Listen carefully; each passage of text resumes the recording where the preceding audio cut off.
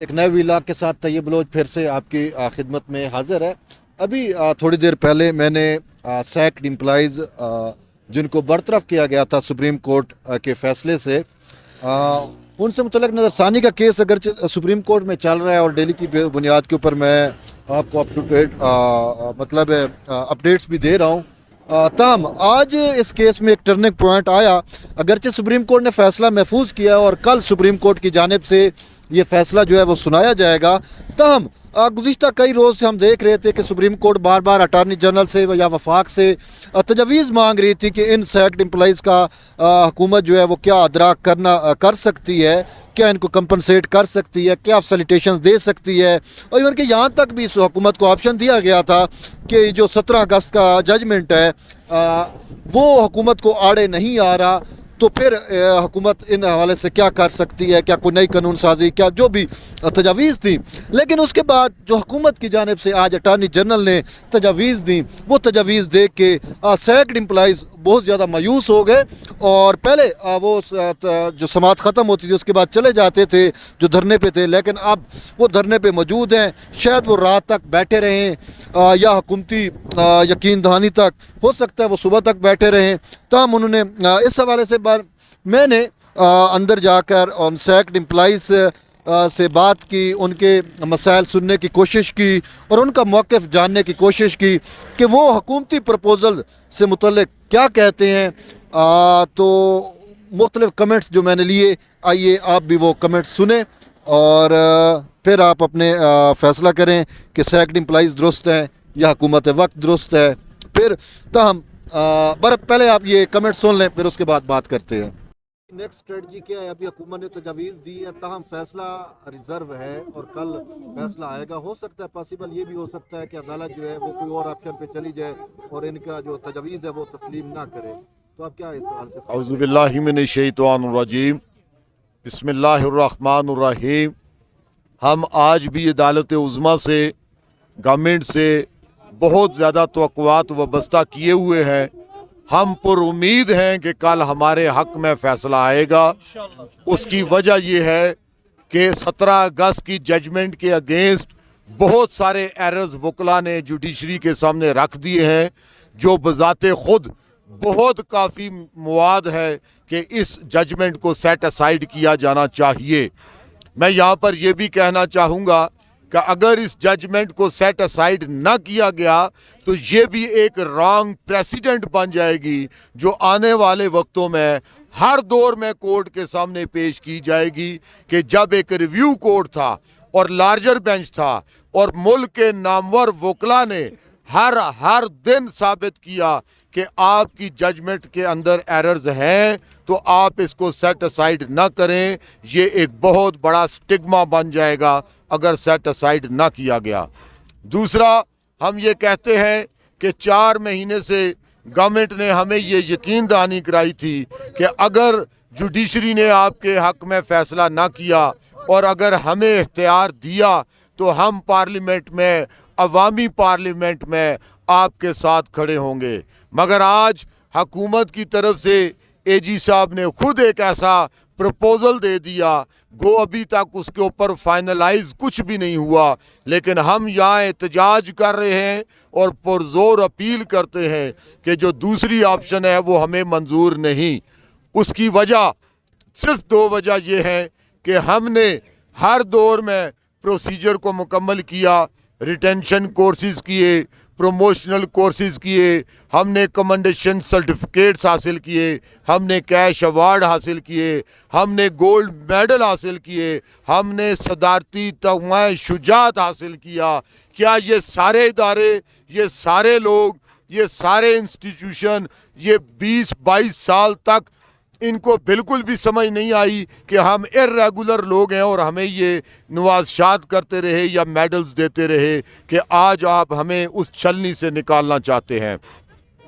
दूसरी बात, हम ये कहते हैं कि अगर हुकूमत वक्त और अदालत उज़्मा जो सबसे ज़्यादा मुक़्तदर हल्के हैं, अगर आप भी ये फ़ैसला नहीं कर सकते और 17वें ग्रेड के हाथ में हमारा फ्यूचर दे रहे हैं कि वो इसको सिक्योरिटीनाइज करे, तो फिर 22वें ग्रेड और 21वें ग्रेड को निकाल दिया जाए और इक़्तिदार आला फिर आप 17वें ग्रेड के एक अफसर को दे दें। हम पार्लियामेंट की तरफ देखते हैं, हम जुडिशरी की तरफ देखते हैं, आप सुप्रीम इदारे हैं और आप एक खुदा न खास्ता ऐसी बेवकूफ़ी की तरफ जा रहे हैं कि आप अपना इख्तियार भी एक ग्रेड 17 को दे रहे हैं।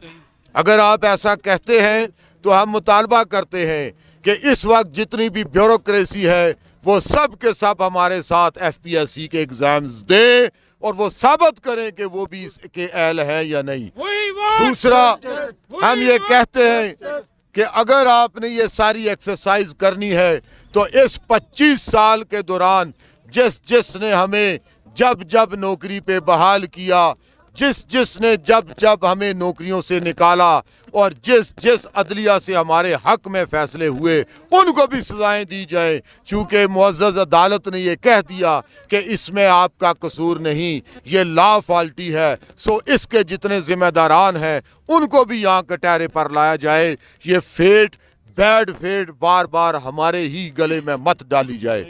हमारे हालात ये हैं कि 34 लोग फौत हो चुके हैं हार्ट अटैक से। ऐसे केसेस भी हैं कि डायलिसिस पे पेशेंट को घर भेज दिया गया। ऐसे भी दोस्त हैं जिनके बच्चों को स्कूलों से निकाल दिया गया। ऐसे दोस्त भी हैं जो एक दिन में एक वक्त का खाना खाते हैं। ऐसे दोस्त भी हैं जिनके फटे हुए जूते हैं। अब इन सारी सर्कमस्टेंसेस में हमें कहाँ देखना चाहिए, ये मेरा सवाल है। हम कहाँ देखें?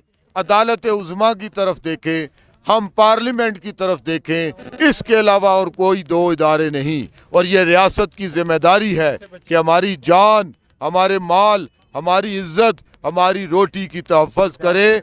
और ये उस कुत्ते से बदतर नहीं है 16,000 अवाम कि जिसकी जिम्मेदारी उमर फारूक रज़ी अल्लाह ताला अन्हु ने भी ली थी। और ये उससे भी बड़ा, मैं अब क्या बात कहूँ कि किसी फासिक और फाजिर की हुकूमत तो चल सकती है, किसी बेइंसाफ की नहीं। और सब ये कह रहे हैं कि आपके साथ नाइंसाफ़ी हुई, तो नाइंसाफ़ी करने वाले के ख़िलाफ़ क्या फ़ैसला हो रहा है, ये हमारा आपसे सवाल है। आप हमें ये बताएं, हमारे लिए जवाज़ पैदा करें, हमें बताएं हमें क्या करना चाहिए। आपने हमें नौकरियों से निकाला, आप हमें सरकारी घरों से निकाल रहे हैं, आपने हमें अद्वियात से दूर किया, हमें रोटी से दूर किया। इस सर्कमस्टेंसेस में हमें क्या करना चाहिए? इतने बड़े बड़े दिमागों वाले अरबाब इख्तियार से गुजारिश है कि आप हमें यहाँ आकर बता दें हमारा क्या फेल बनना चाहिए इस मुल्क और मिल्लत के हक के लिए और अपने हक के लिए। इस बच्चे का क्या कसूर है इस हालत में? तो ये भाई, अब ये बेचारा स्कूल से भी निकाला गया, ऑलरेडी ही suffering from severe disease, thalassemia का पेशेंट है। तो खुदारा आप, अल्लाह का नाम है अब ये इस बच्चे का क्या कसूर है? इस वक्त आप इन लोगों को रहम नहीं आ रहा हमारे साथ क्या हो रहा है। अब इस बच्चे के हाल ये देखे, ये इसके हाथ देखे यार, कोई जुल्म, ये यहाँ पर ये क्या फिर ये करबला का ये मैदान सजाना चाहते हैं। अल्लाह को माने, रहम करें हम पर, इन बच्चों पर रहम करें, इन बच्चों पर रहम करें खुदारा, और हमें जो हमारा हक है वो हमें दे दे। ये देखें, ये हमारी माएँ बहने बेटी है, इनका क्या कसूर है? क्या कसूर है कि ये बच्ची जो है इस वक्त जो है स्कूल से बाहर यहाँ पर सर्दी में हमारे साथ बैठी है? इनका क्या कसूर है? इनको शर्म नहीं आती, इनको रहम नहीं आता? खुदा के लिए इंसानियत भी कोई चीज़ होती है। उमर अताब साहब ने खुद कहा था कि ऐसे फैसले जो आवाम के हुकूक में अगर उनमें लात मार दी जाती है तो वो तब्दील भी किए जा सकते हैं। तो ये फैसला कोई इतनी बड़ी बात है कि 50 साल से ऊपर के जो लोग रह गए, बाकी 5-6 साल जिनको रह गए, वो बेचारे इस वक्त इधर से ठंड में जो है ये बच्चे ख्वार हो रहे हैं। लुक एट हिम, देखें इसकी क्या हालत है, देखें इस बच्ची को स्कूल से, ये बच्चा स्कूल से बाहर है, ये जुल्म है क्या है? अल्लाह का कहर पड़ेगा। ये तो अभी बहुत से बच्चे नहीं आए हैं जो आहे गरीब आकर खुदाई। हम तो ये कहते हैं कि भाई अल्लाह के कहर से डरो, इंसाफ नहीं करोगे, यहाँ ना करोगे, अल्लाह की अदालत में इंसाफ होगा। और उसकी पकड़ जो है ना, अल्लाह की पकड़, वो बहुत बहुत बहुत बहुत उसका जो है इनको हशर लेना पड़ेगा। बिस्मिल्लाहिर्रहमानिर्रहीम। ये देख रहे हैं कि जो फैसले की सुनी सुनाई खबरें हैं कि कल हमारे खिलाफ फैसला दे रहे हैं। ये सारे धरने की तैयारी में हैं हमारे सेक्ट एम्प्लॉइज़। और असद साहब ने जो जब बातें बताई हैं बिल्कुल ठीक हैं। बराए मेहरबान खुदा के लिए हम जज साहबान को गुजारिश करते हैं और जो हुक्मरान है अभी हमारे, तो जिन्होंने वायदा हमसे किया था कि हम आपको फुल रिलीफ देंगे, उसी जगहों पे हम आपको बहाल कर दें जहाँ का आपको रिटायरमेंट किया गया था। तो हम यही उम्मीद करते हैं कि ये कल का फैसला हमारे हक में आए और जो ना हमारे साथ इंसाफ किया जाए। तो जुल्म का दौर तो नहीं चल सकता कभी भी, कुफ्र का दौर चलता है, जुल्म का दौर नहीं चलता है। खुदा के लिए हमारे साथ इंसाफ किया जाए। Sir this is too simple, बड़ी आसान है। अगर आप किसी की देखना चाह रहे कि हम उससे इंटरव्यू लेंगे, उसकी दोबारा टेस्ट लेंगे, तो उनके ACR चेक कर ले, क्या उनके ACR आउटस्टैंडिंग है, एक्सीलेंट है या नहीं है। इसमें कौन से अलजबरे की सवाल है। आप लोग अगर सिंपल, आपके पास 2 ऑप्शन है, रिव्यू, रिजेक्ट और एक्सेप्ट। क्या कर रहे हैं आप लोग? पूरी दुनिया आपको वॉच कर रही है। क्या मैसेज जा रहे हैं बाहर, क्या दुनिया कहाँ से कहाँ पहुँच गई और आप लोग इज्जत पे आए हैं। अपने मुल्क क्या है, क्या ये सारे डिप्लोमेट यहाँ से गुजर रहे हैं। यकीन करो कि हम एम्बेसियों में भी काम कर चुके बिफोर रीइंस्टेटमेंट। बड़े महज़्ज़ब लोग हैं, वो बात को समझते हैं। आप लोग लायर्स हैं, जजेस हैं, एक प्रॉपर चैनल से आ चुके हैं। क्या हुआ है आप लोगों को? दुनिया आपको देख रही है, दुनिया आपको वॉच कर रही है। अजीब अजीब से बातें कर रहे हैं। एक 55 साल के बूढ़े से कह रहे हैं कि पब्लिक सर्विस कमीशन आपको लेके जाएंगे। समझ नहीं आ रही आप लोग कहाँ से कहाँ पे है, दुनिया कहाँ से कहाँ पे पहुँच गई। खुदारा अकल के नाहुन ले, कुछ समझ जाए। अभी दुनिया बहुत आगे निकल चुकी है और आप लोग बहुत पीछे रह गए।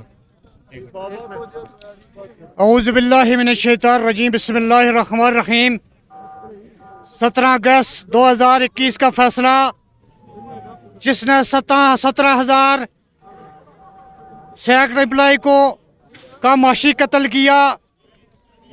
13 नवंबर को यहाँ पे पार्लियामेंट के सामने यहाँ पे एहतजाज हुआ, जिस पे हुकूमती कमेटी अली मोहम्मद खान और परवेज़ खट्टक साहब ने ये वादा किया था सेक्ट एम्प्लॉय से कि गवर्नमेंट आपके साथ खड़ी रहेगी। उसके बाद अटॉर्नी जनरल रिव्यू पिटीशन के अंदर आए। सेक्ट एम्प्लॉय को गवर्नमेंट से बड़ी उम्मीद थी और माजी की तरह आज भी गवर्नमेंट यू टर्न करते हुए आज सेक्ट एम्प्लॉय के बारे में जो अटॉर्नी जनरल ने कोर्ट को तजवीज़ दी है वो उससे भी बड़ा माशी कत्ल है। हम इसकी शदीद अल्फाज में मज़ामत करते हैं और आज इस फोरम से, इस सुप्रीम कोर्ट के सामने से गवर्नमेंट को ये 2 टोक बताना चाहते हैं कि इंशाल्लाह जो हमारी खून की नदियाँ बहेंगी, हम अपना हक लेके रहेंगे और हर सूरत में हक लेके रहेंगे। हम उम्र के उस हिस्से में पहुंच चुके हैं। अब हम अपनी तबई उम्र पूरी कर चुके हैं। इसके बाद हमारी कब्र है और ये हम ऐलान करते हैं कि हम 17,000 मुलाजमीन के लिए, उनके खानदानों के लिए अपनी जान की कुर्बानी देंगे और यहाँ पे हमारा खून गिरेगा और 17,000 मुलाजमीन और उनके खानदान इंशाल्लाह उनकी बाली होगी। उससे बगैर यहाँ से हम हटने वाले नहीं है, हम झुकने वाले नहीं है। पाकिस्तानी होने पर शर्म महसूस हो रही है आज। इमरान खान साहब, आपने 1 करोड़ नौकरी देने का वादा किया था, हमें 4 महीने हो गए हैं। हम लानत भेजते हैं तुम्हारी हुकूमत पर, तुम पर और तुम्हारे साथियों पर, वज़रा पर। हमें बहाल करो, सिर्फ हमें बहाल करो। हमारा मुतालबा यही है कि तो मैं आपकी तवज्जो से वज़ीर-ए-आज़म पाकिस्तान इमरान खान साहब से ये सवाल करता हूँ कि जो तजावीज़ आपकी गवर्नमेंट ने दी है कि इन लोगों के दोबारा टेस्ट लिए जाए। मेरा सिर्फ आपसे एक सिंपल सवाल है। मैं as a first class cricketer था और मैंने बलोचिस्तान की तरफ से as a vice captain first class मैंने क्रिकेट खेली है। मैं सिर्फ आपसे ये एक सवाल करता हूँ कि आप जिस एज में हो, क्या इस एज में आप पाकिस्तानी टीम की दोबारा कप्तानी कर सकते हो और क्या आप पाकिस्तानी टीम को दोबारा वर्ल्ड कप जितवा सकते हो? आप 140 प्लस से आप फास्ट बॉलिंग कर सकते हो तो हम भी टेस्ट देने के लिए तैयार हैं। अगर आप ऐसा नहीं कर सकते तो खुदा इस किस्से को ख़त्म करें। ये जुल्म है, ये नाजायज़ है। हमारी सर्विसेज हैं हमारी जो है मुल्क के लिए खिदमत है उनको सामने रख के आप तजावीज़ दें। अब ये जो तजावीज़ दिए ये किसी तौर पर नहीं हो सकता। मैं ये कहता हूँ कि एक बैरिस्टर जिसने आज से 30 साल पहले LLB किया, आप उसको LLB के एग्ज़ाम पे बिठा दें, वो पास नहीं कर सकता। तो हम कैसे ये टेस्ट पास करेंगे? अब हमें दोबारा बच्चे बना रहे हो, टीनेजर बना रहे हो और हमसे टेस्ट ले लो। मैं तैयब बलोच साहब के हवाले से ये रिक्वेस्ट करता हूँ कि आप ये तजावीज़ बिल्कुल बेतुकी है, इनमें कोई भी इसमें कोई हकीकत है नहीं है, इसमें ना कोई वजन है। मैं तैयब बलोच साहब के वसातत से आपसे रिक्वेस्ट करता हूँ, आप जो है मेरे मुल्क के वज़ीर आज़म हो, आप आवाम के लिए फैसले करो, आप ऐसे फैसले करो कि जो आवाम के लिए फ़ायदा हो और आपका वक़ार बुलंद हो। बहुत शुक्रिया। सराउंड को भी बुलाया और उसको भी पूछे कि तुमने इसको गलत क्यों अपॉइंटमेंट कर दिया, क्यों भर्ती किया, क्यों पिरंजना उसको, अब पहले उसको भी बुलाया जाए और उनसे भी टेस्ट इंटरव्यू के बारे में पूछा जाए कि पहले वो टेस्ट इंटरव्यू था अभी नहीं है, क्यों वो अफसर नहीं थे, क्यों उन्होंने टेस्ट इंटरव्यू इनको नहीं लिया, अब दोबारा लिया जा रहा है। और दूसरी बात मैं ये बता रहा हूँ कि पहले भी गवर्नमेंट ने ये फैसला मुसलत किया था, डिक्टेट किया था और फिर वो डिक्टेट कर रहे हैं। हम अदालत से हम ना उम्मीद नहीं है, हम गवर्नमेंट ने हमसे ना उम्मीद किया और गवर्नमेंट हमारे साथ पहले भी गवर्नमेंट ने ये हमारे ऊपर फैसला मुसलत किया और आज फिर वही कर रहे हैं, IMF के दबाव में आकर पहले भी इन लोगों को निकाला गया, अब फिर वही कर रहे हैं। और मैं आपसे ये पूछ रहा हूँ कि आपने जो वादे किए हमारे साथ और जो हमको लॉलीपॉप दे के हमको 4 महीने से ठक्की बच्चे के पीछे लगा दिया, वो क्यों लगाया? पहले क्यों नहीं बता दे कि भाई तुम लोग चले गए और फारे हो गए? ये हमारे साथ सरासर जुल्म हो रहा है, ज्यादती हो रहे हैं और गवर्नमेंट कर रही है और गवर्नमेंट इस पर मुकम्मल तौर मुलव्विस है। पहले भी गवर्नमेंट डिक्टेट था और अब भी वही गवर्नमेंट डिक्टेट कर रहे हैं और फैसला जो है वो अदालत में मुसलत कर रहे हैं कि पहले भी इस तरह करो, अभी फिर इस तरह करो। हम इस फैसले को नहीं मानते हैं, जुल्म के इस फैसले को हम नहीं मानते हैं। हम जानते हैं जस्टिस, वी वांट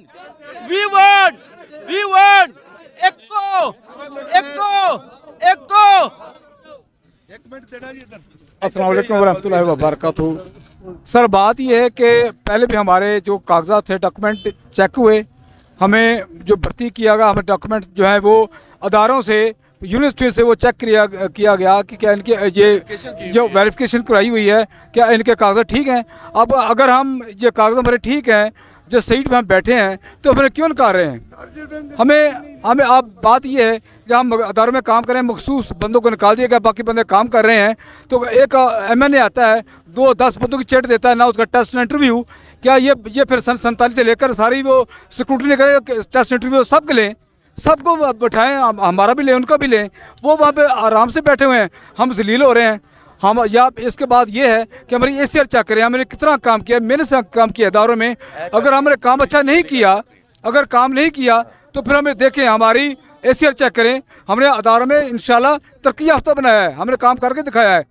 अब बाकी वो बाइज्जत तरीके से अदारों में बैठे हुए हैं, हम मखसूस बंदे जलील ख्वार कर रहे हैं, हमारी इज्जत नहीं रह गई। हम भी AA में हैं, हमारी अच्छी तालीम है, हमने अच्छा काम किया है।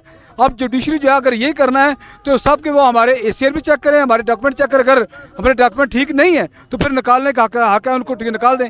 तो अब अगर दूसरे आराम से बैठे अदारों में काम कर रहे हैं, हमें बाहर निकाला हुआ है, हमें जलील हो रहे हैं, हमारी इज्जत नहीं रह गई। तो ये नाइंसाफ़ी को छोड़ दें। अगर ये करना फिर सन 47 से इनको टेस्ट दें और सबको बैठाएं। शुक्रिया। बिस्मिल्लाहिर्रहमानिर्रहीम। मैं सर ये बात करना चाहता हूँ कि जब जज साहबान खुद कह रहे हैं कि आपके साथ ज्यादती हुई है, तमाम बड़े बड़े वकला वो सब तमाम दलाइल दे चुके, उसको वो मानते हैं, फिर इस अटारनी जनरल से पूछने की क्या जरूरत है? आप मेरिट पे फैसला दें। खुदा आपके भी बाल बच्चे हैं सर, हम आपसे हाथ जोड़ के इस्तदा करते हैं कि यही कानून बनता है सब पार्लियामेंट से और उसी पे पूरा मुल्क चल रहा है। जब एक एक्ट बनता है, 12-11 साल गुजर गए, उस वक्त तक ठीक रहा।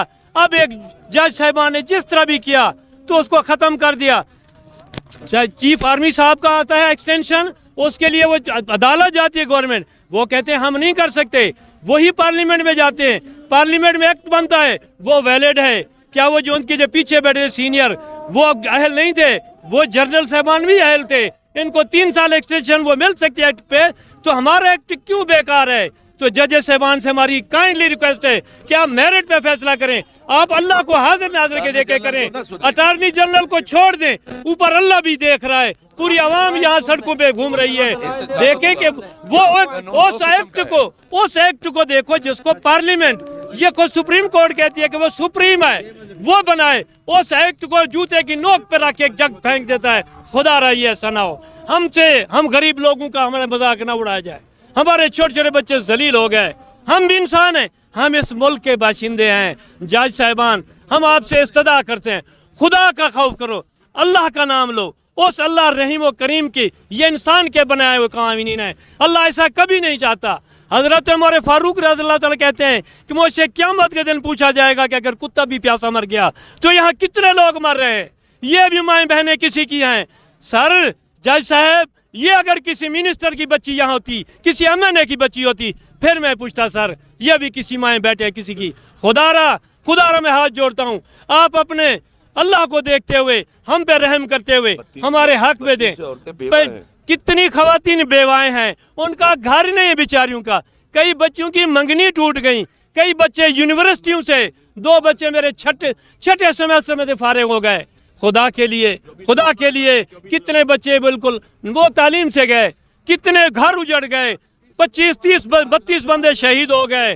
खुदा के लिए वो रब तो रहीम है, वो तो 70 माओं से भी ज्यादा प्यार करता है। हम तो आपसे रिक्वेस्ट कर सकते हैं, खुदा के लिए आप उस अल्लाह का वास्ता है इस अटॉर्नी जनरल को ना देखें। ये गवर्नमेंटें आनी जानी होती हैं, ये ओहदे आने जाने हैं सर, उस अल्लाह का खौफ करें। हम आपसे रिक्वेस्ट करते हैं, हमें जिस तरह हमें ख़त्म किया गया उसी एक्ट को उसी सेम जगह पे हमें बहाल करें। काइंडली मेहरबानी, शुक्रिया। जी, आपने सैक्ड एम्प्लॉइज़ की बात सुनी जो बरतरफ थे, उनकी जो कमेटी बनी हुई है, उनके नुमाइंदे ने भी बात की, और बाकी भी लोग जो सैक्ट हुए उन्होंने वादे तौर के ऊपर अपना मौक़िफ़ इख्तियार किया और उन्होंने कहा कि वज़ीर आज़म या हुकूमत की जानिब से जो तजावीज़ दी गई हैं ये इंतहाई भूडी तजावीज़ हैं। उनके ये अल्फाज थे, हमें ये तजावीज़ काबिल कबूल नहीं है, और उन्होंने अदालत से ये इस्तदा की कि अदालत भी इन तजावीज़ को जो है वो ज़ेर गौर ना लाए, बल्कि अदालत जो है वो 17 अगस्त का जो फ़ैसला था जस्टिस मुशीर आलम वाला, जिस फैसले से इन बेचारे 16,000 मुलाजमीन के घर जो हैं या चूल्हे जो ठंडे हुए हैं वो फ़ैसला बरतरफ किया जाए। या फिर अगर अदालत समझती है कोई ऐसी चीज़ें हैं आइनी और कानूनी तौर पे तो ये मुलाजिम नहीं जानते, वो अदालत के जज जो हैं वो शायद जानते हों, तो वो ये समझते हैं या ये कहते हैं कि फिर अगर अदालत समझती है तो वो फिर मामला पार्लियामेंट को भेज दें, पार्लियामेंटेरियंस जाने और सैक्ड एम्प्लॉइज़ जाने, क्योंकि ये अवामी लोग हैं तो अवाम के मुंतखब नुमाइंदे पार्लियामेंट होती है, तो पार्लियामेंट इनके हवाले से कोई अच्छा फ़ैसला कर पाएगी। बहरहाल अब ये कल ही पता चलेगा कि जस्टिस उमर अता बंदियाल की अपनी दानिशमंदी या हिकमत क्या कहती है, क्योंकि ये बड़े दानिशमंद जज हैं, इसमें कुछ हैं, तो देखते हैं कि वो इस सारे मामले को किस तरीके से देखते हैं और कैसे सेटल डाउन करते हैं। हमारी दुआ भी है और इंशाल्लाह साथ भी है इन सैक्ड एम्प्लॉइज़ के साथ, और इवन के जजेस के साथ भी। हम 2 जजेस के लिए भी दुआ करते हैं कि अल्लाह इनके दिलों में रहम पैदा करे, और ये बेहतर तो यही है कि ये अपना जजमेंट जो 17 अगस्त वाला है उसको उड़ाकर इन सारे मुलाजमीन को बहाल कर दें। बहरहाल अब ये फ़ैसला ही बताएगा। जुड़े रहिए तैयब बलोच के साथ। तैयब बलोच के चैनल को सब्सक्राइब करें, कमेंट्स करें, और ताकि ये मैक्सिमम लोगों तक पहुँच सके। आपका इंतहाई शुक्रिया। फिर मिलेंगे एक नए व्लॉग के साथ, तब तक के लिए इजाज़त, अल्लाह हाफ़िज़।